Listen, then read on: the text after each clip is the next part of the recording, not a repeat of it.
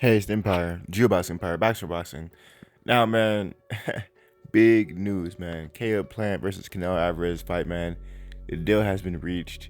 You can go on Wikipedia right now and see the fight date.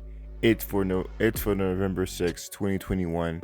And man, this is a big deal. This is for undisputed. This will be the first undisputed champion in 168 history. Whoever wins this fight. I believe this would be the first Mexican 168 undisputed champion in history. Caleb Plant, I think he'd be the first white American undisputed 168 champion. I don't think there's been one of those ever either. That being said, man, a lot of people are saying that Caleb Plant is a living sacrifice, man, and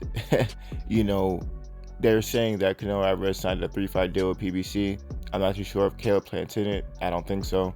I think this will be the beginning of the 3-fight deal after the Caleb Plant fight, win, lose, or draw. Now, that being said, man, you all know that Mexicans love to say when they're in the ring that they're warriors.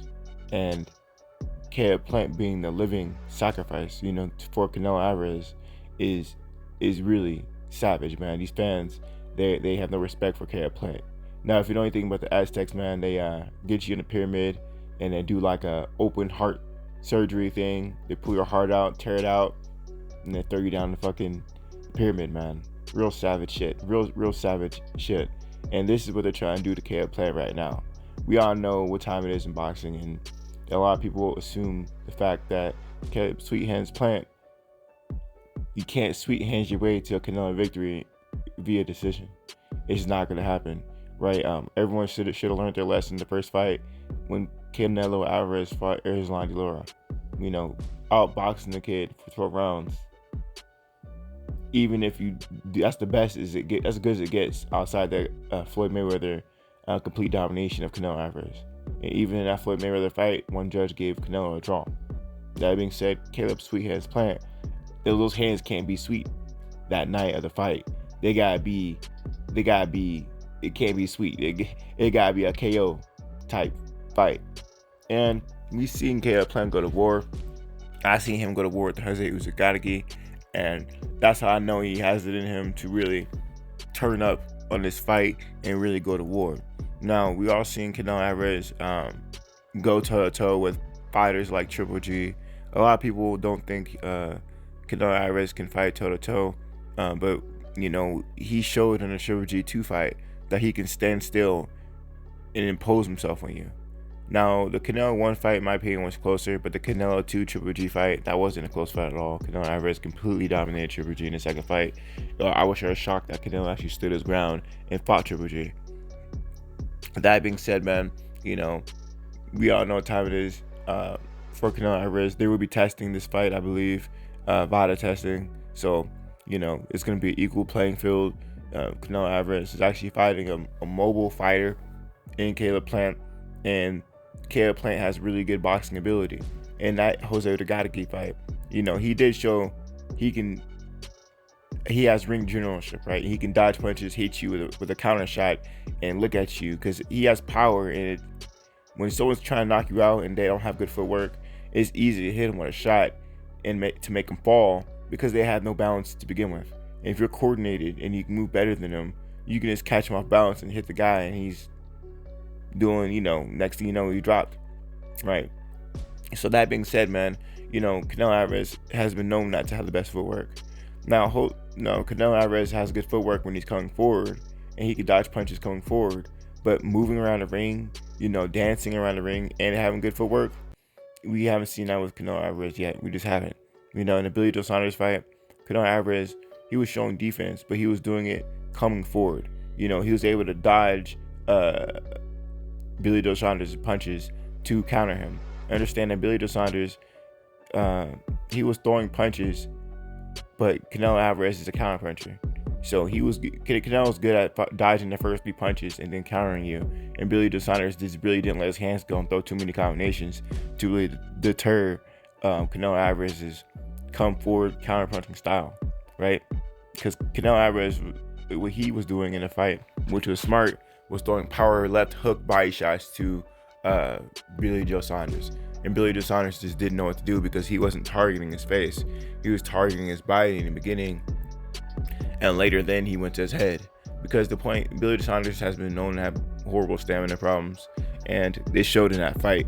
He was slowing down, and eventually those body shots wore him down enough to where he was more concerned with his body than his face, and next thing you know, his face was broken.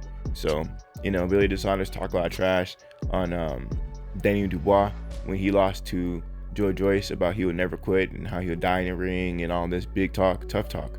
And he ended up quitting, which had a last sour taste in a lot of people's mouth, including rival, superstar British boxer, son of legend, Chris Eubanks Jr., his father, Chris Eubanks Sr., one of the biggest legend, in my opinion, in UK history outside of Lennox Lewis or Joe Kazaki. Top 3 easy, maybe 4, top 3 or 4. But that being said, man, Billy Joe Saunders couldn't get it done. A lot of people in the UK couldn't get it done. Is it America's turn to get it done? Do you guys need an All-American like Caleb? All-American Plant? That's what they should be calling him now, All-American.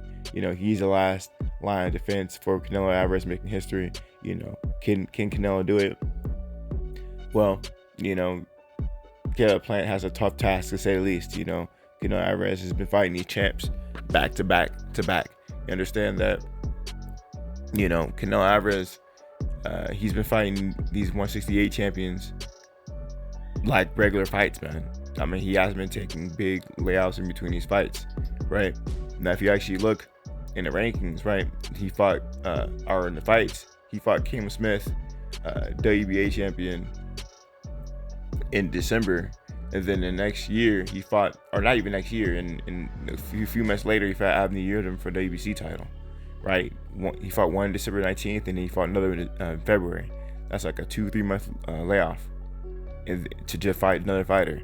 And then in May, a month later, he fought Billy Joe Saunders. So in freaking, 3 months, 5 months, he fought 3 champions. He got 3 of the titles, and he'll literally become undisputed in less than 1 year. So that's a feat that's Canelo Alvarez is doing. Even if you think the fighters weren't that great, I still feel some type of way about the Abney Yildirim fight. How that the WBC title was online is, I just don't fucking know. I just don't know, man. It bothers me to this day because that was a vacant title. He didn't really fight for champion. But the fact that it matters, he's still become undisputed in less than a year if he beats Caleb Plant, which is a big deal. Fought everyone back to back. Wow, crazy stuff. But anyway, man, let me know how you guys feel about the Caleb Plant Canelo Alvarez fight, man. This would be a really big fight. Canelo Alvarez has definitely been staying active, and this is one of his better years of fighting top 168 fighters. Will he do the same? I mean, what's next after this for Canelo Alvarez? Is he gonna keep staying at 168, or will he do the same thing at 160 or 150, or when he can't make 154? Can he do the same thing at 160? Because at 175, there's too many lions up there, man. Bivol, it's just too many lions. You got Dimitri Bivol, you got Sergey Kovalev. Well, I guess you already beat him, but you just got a lot of killers up there, man. A lot of killers. And 175 is not a game. Those are all punches up there.